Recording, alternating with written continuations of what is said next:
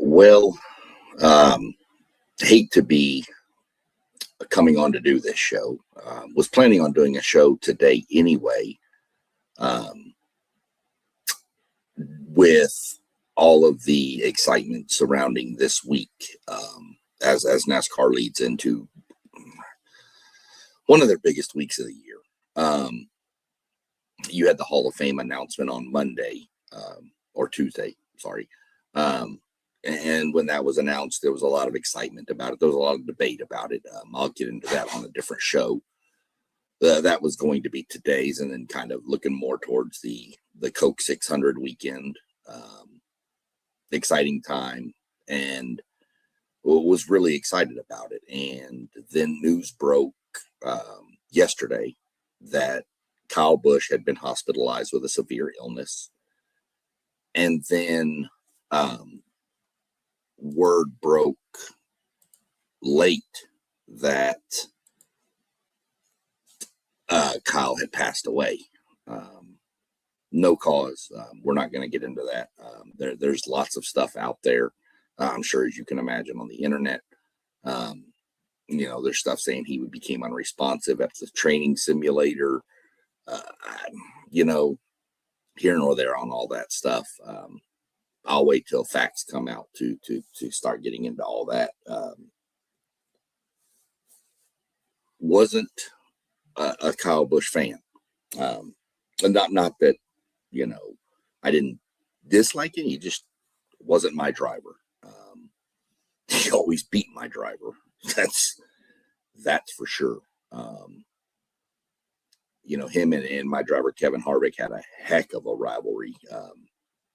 And Kyle, got his wins. Kevin got his wins, but Kevin Harvick put out a statement saying Kyle pushed him to be better. He pushed everybody to be better. When you lined up on the racetrack and you saw that car next to you on a restart or on the pole or anywhere, to be honest with you, you knew that was somebody you were going to have to deal with if you wanted to win the race. And more often than not, it was true.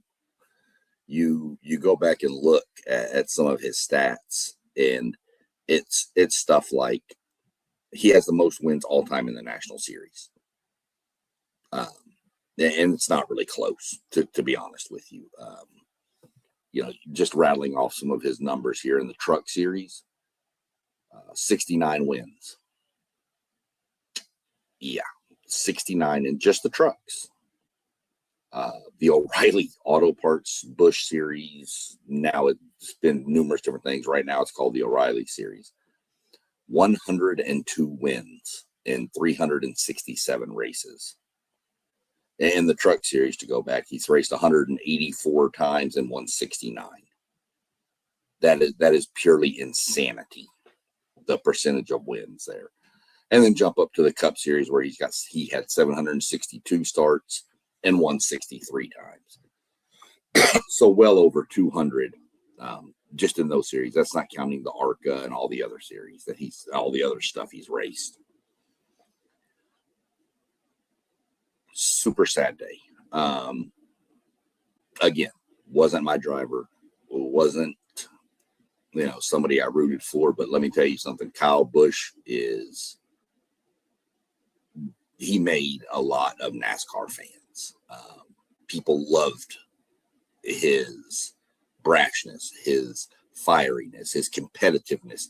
Plus, he won.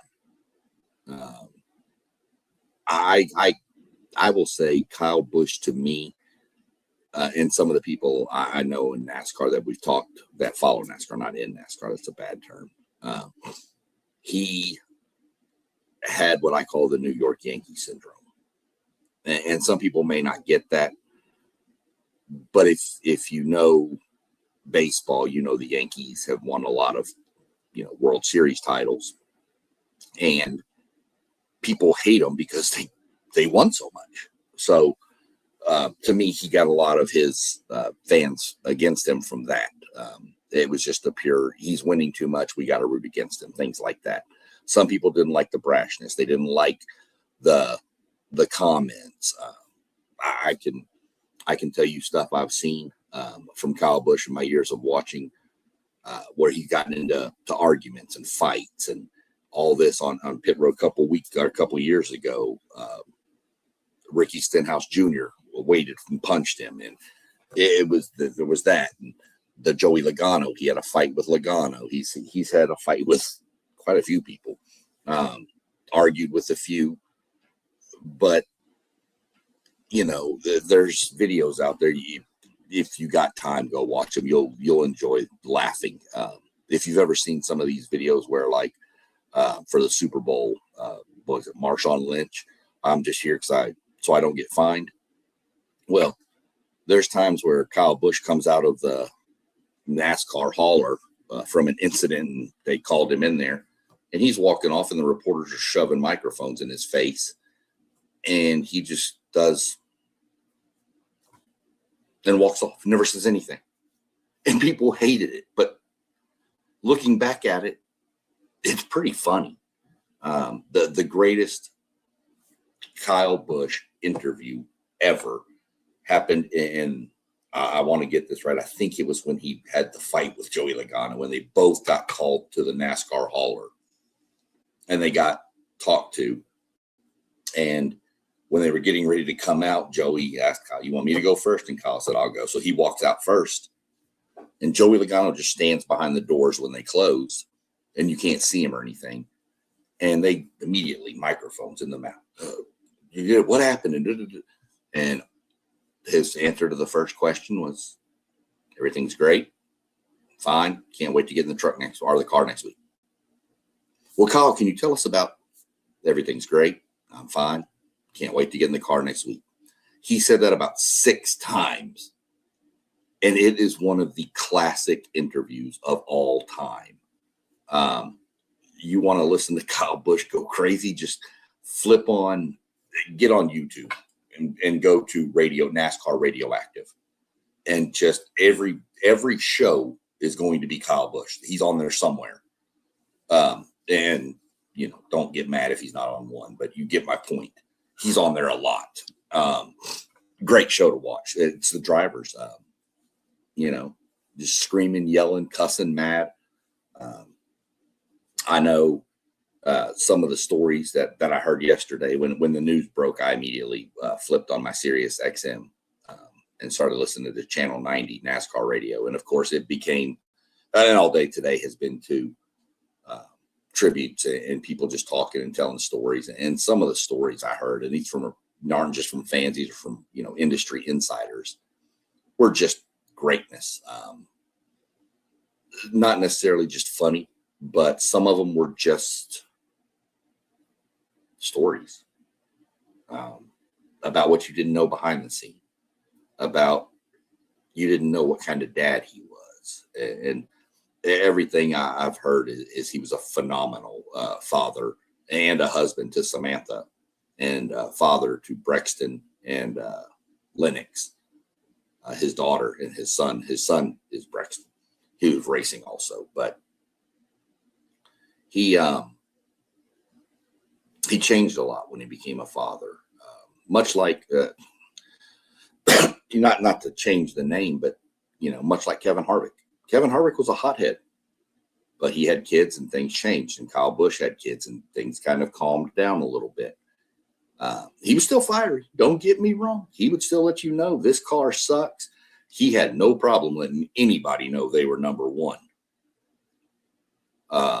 Whether it be a NASCAR official standing in front of his car, whether it be a competitor, he didn't care. Just didn't care. And again, some people loved it, some people not so much, but he meant a lot to the NASCAR world. I was listening just a few minutes ago before I went on to actually Steve O'Donnell, the CEO of NASCAR, came out and was giving a statement. I'm shocked it kind of took this long, but I think everybody wanted to wrap their head around this before they spoke. But he came out and he said that people ask him, what is NASCAR about? What is it like? And he said, it's a family reunion. Okay. And what he means by that is these guys are together 36, 37 weeks, 38 if you count the two non-points races. Pretty much 38 weeks consecutively. These guys are all together. Girls, wives, husbands, whatever. They're traveling around together. And he said family doesn't always get along, but they're still family. And Kyle would fit into almost anybody's family from what I could see, because he'd probably be more considered that crazy uncle nobody really wants to talk to, but we all want to at the end of the day because, you know, he's going to have some funny stories. That's kind of how I face Kyle. I don't know. It shocked me yesterday. I've dropped a few tears over it, not going to lie, as everybody should. Even if it's not for him, his family, his kids. Brexton, I think, is 11, and I think Lennox is 4. And what he did off the track. I mean, there's there's plenty of stuff out there you can read and find about their foundation, the Kyle Busch. I think it's the Kyle and Samantha Busch Foundation. I think it's called A Bundle of Joy or something like that. But it's about IVF and how hard it was for them to have children. And Samantha has a boutique and stuff she sells. Part of the proceeds go to that. I think part of Kyle's sales go to that. Stuff he did off the track to help people. Just one of the class guys that, if you look at him as a racer, he was fierce. Like I said, dumb, competitive, mean. But if you take the fire suit off of him and let him just talk, he's just a guy. And he was a husband and a dad. And it's just hard to put into words what his loss is going to mean to the NASCAR community. You know, he not only did he have all these wins as a driver, he also owned KBM, Kyle Busch Motorsports, and they had trucks, and they raced in the truck series. And on Sundays, when you're watching NASCAR races, I mean, the list of people that he gave a chance to race: Christopher Bell, William Byron, Eric Jones, I believe John Hunter Nemechek got a ride there too. And the list goes on. There's more than that. But I mean, those guys are every Sunday Cup drivers, and they may not be there without Kyle saying, yeah, you can drive my truck. He knew how to pick talent, for one, but he also knew that people need a chance, and he gave it to them, and they've run with it. I don't know about but this is also known as Fan Week in the Charlotte area, Concord, and all those little towns around where the race shops are. They all open up and do Fan Day. Like today was Hendrick. They all do it all day, but I know for sure Hendrick came out and stated, we're canceling. And out of due respect for Kyle and his family, we're not having Fan Day. And so they canceled it. And I'm pretty sure most of them did. The ones that were scheduled for Friday. Some did it on Thursday, and obviously they didn't know at that time. So, but the rest of them, I believe, canceled. I'm not 100% sure, but I know Hendrick did. So, and if Hendrick did, you could probably bet the rest of them did, because a lot of people follow Hendrick's lead. But there's been a lot of debate on this whole, since this went down.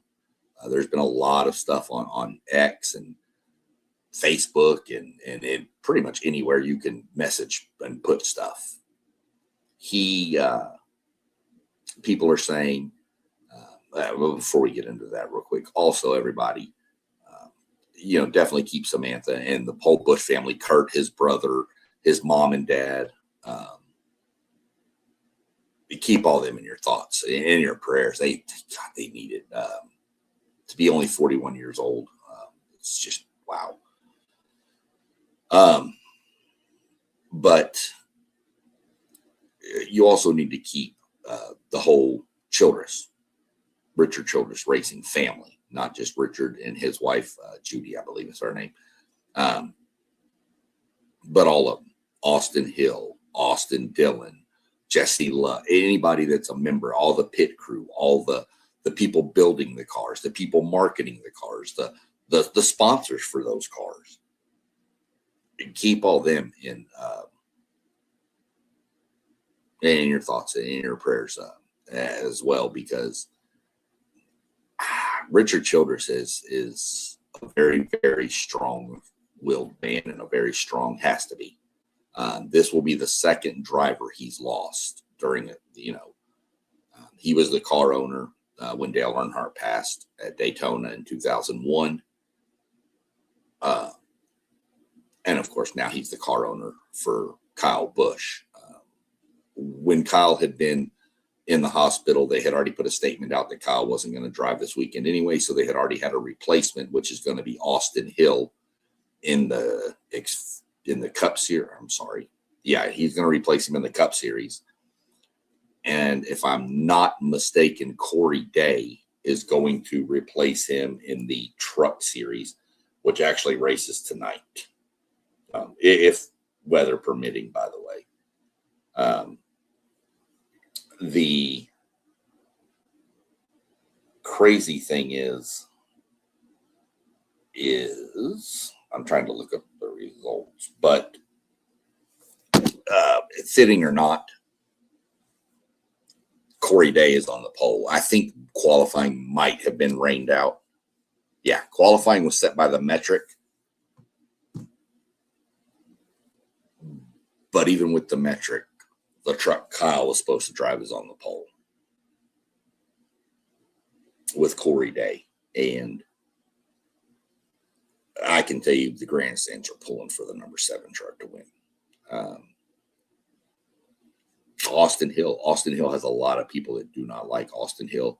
They don't like his driving style. They don't like Austin Hill has fans, but he's much like Kyle Busch. He has people that love him and people that wish he wouldn't race. But I promise you, Austin Hill's going to have the whole grandstand behind him on Sunday too, or whenever they race the Coke 600. He's going to have a whole grandstand behind him, much like Kevin Harvick did when he took over for the 29. Well, when they rebranded the 3 car to the 29 after Dale's passing, he automatically gained Dale Earnhardt's fans. So,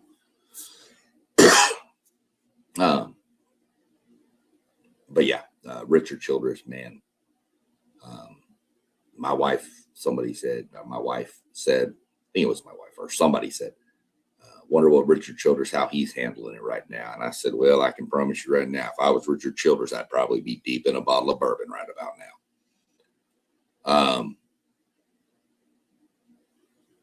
It's just, one of the saddest days for NASCAR in a long time, 25 years at least. So, but the debate has been, there's been a couple of different topics debated that I want to give my 2 cents on, because I think they're stupid and point blank. It's just how I feel. Somebody said we need to not race this weekend. That's not going to happen. The only reason they're not going to race is because of weather. They're going to race. NASCAR races. Dale died in Daytona on a Sunday night. We race the next weekend. It's what you do. If you think Samantha and Kurt and the rest of the Busch family wants to cancel the event, you're wrong. They want them to race. Racing heals. It's just how it works. There's no way that race should be suspended. Again, weather is a different subject. But you race. NASCAR races, that's what they do. And as hard as it is, it's hard. And it's brutally hard. And I'm going to tell you, the whole scenario around this weekend where it's to honor the fallen soldiers and military people, to now this on top of it. Yeah, I guarantee I'm watching all the pre-race stuff. It's going to be brutal, but it's what we do. So canceling races is just not in the cards. People have asked, they need to never race that car again. They need to park it for the rest of the year. That's not going to happen either. Maybe Richard goes to NASCAR and they rebrand it with a different number. That's possible.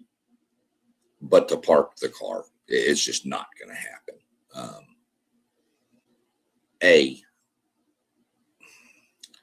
This sounds horrendously bad, but there's too much money involved. And I know that sounds bad with what, is going on, but these cars cost so much money. And other people have said, you need to do this, and this. And they're like, well, you have to get approval from NASCAR. Well, let me tell you something. NASCAR's $1 billion industry, well over $1 billion. They still have hearts. They're not going to tell you, oh, no, with these circumstances, no. You can get your little waiver.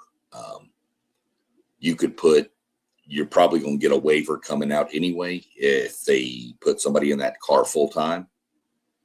And that car makes it in the top 16 in the standings. That car may be in the chase.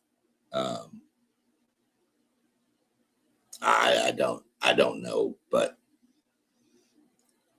it's just a lot. From what started out as a great week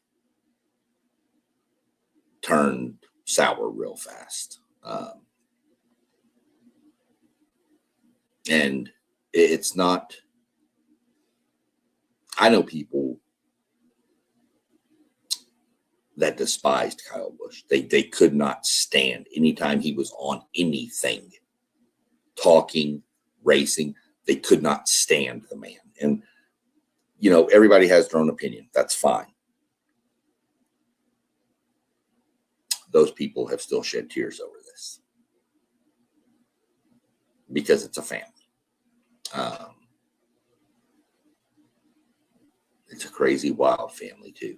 And we all pull together as NASCAR fans. It's just what we do. And especially the competitors, you believe it or not, as fierce and competitive as those guys are, and as much as they talk bad about other people, on Actions Detrimental, which is Denny Hamlin's podcast, he had said, if you're expecting Kyle Busch to win races, and again, mind you, this was weeks ago, if you're expecting Kyle Busch to jump in and just automatically start winning races again, you're mistaken. Throwing a shot at Kyle, saying you're too old, you're washed up, you're not going to win. Throwing shots at him. Obviously, we didn't expect this, but, when Kyle went out last Friday, and won the Truck Series race at Dover, he got out, and the thing he said was, well, I guess I still know how to drive. Throwing a shot back at Denny. Whatever. It's what they do. But when you get them out of that element and you get them back in they may have gone out and had dinner together.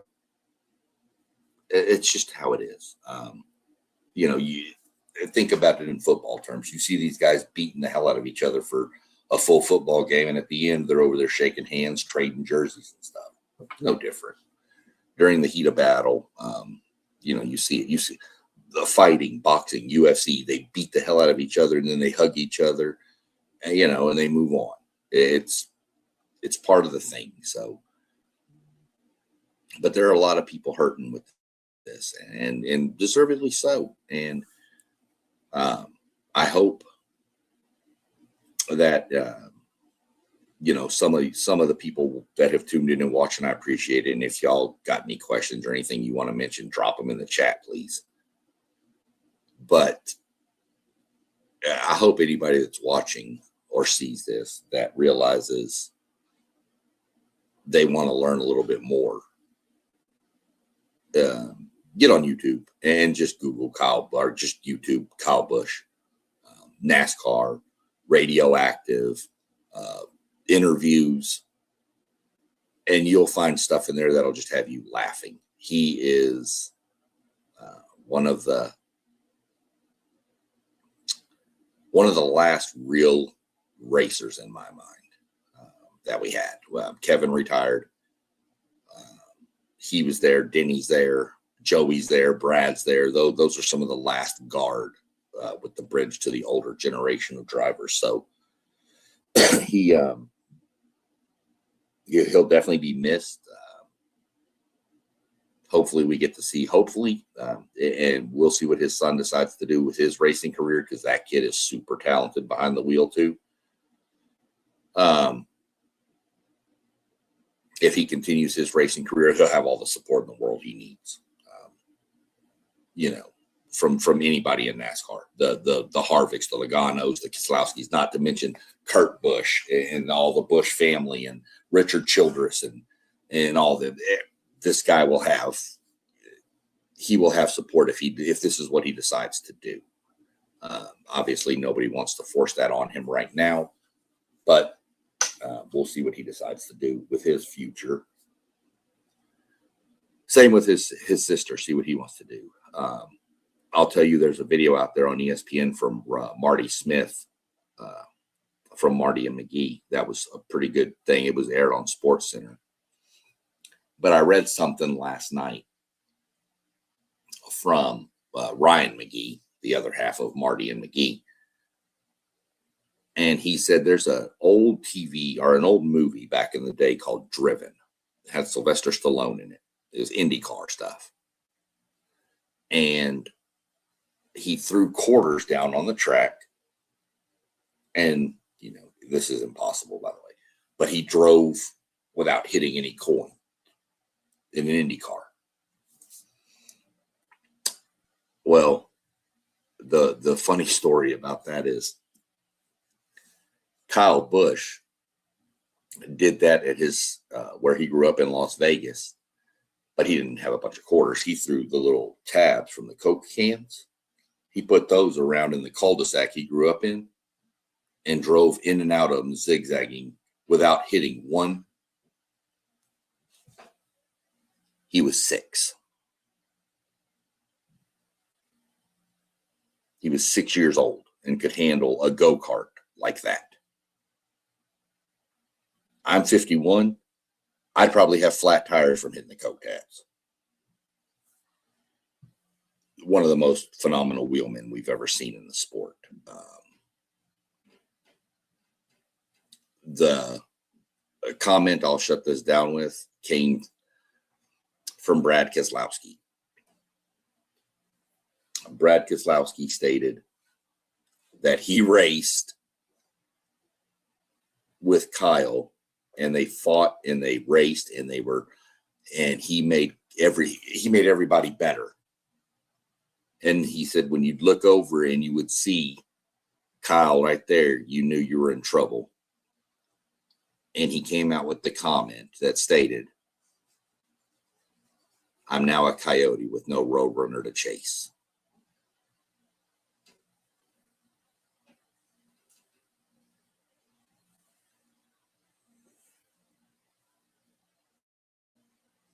All we can say is just rest easy, Kyle.